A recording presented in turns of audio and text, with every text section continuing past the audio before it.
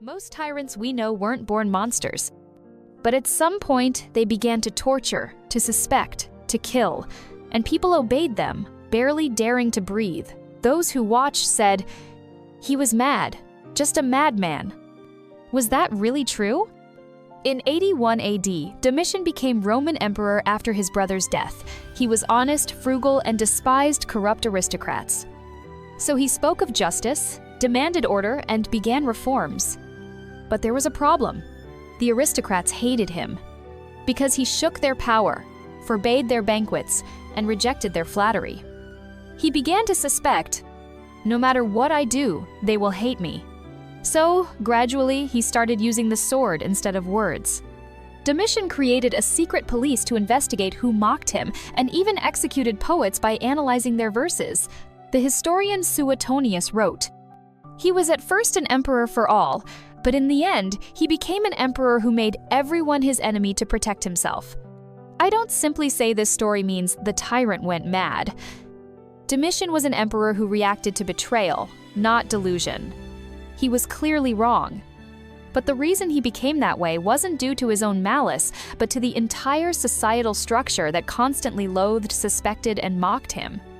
And what's scarier is this. Domitian was only loved by the people after he became such a powerful dictator. Roman citizens said, "Still, security was good then. At least he upheld the law." Here's another story. China, Ming Dynasty, 1582. A 10-year-old boy became emperor. His name was Wanli. And 45 years later, that boy quietly became the figure who ruined the country from his imperial seat. What made him that way? From a young age, Wanli was subjected to the indignities of power.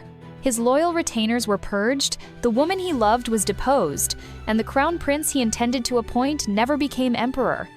He realized, even as emperor, I can change nothing. So he did nothing. He ignored the court, refused to govern, and quietly allowed the country to collapse.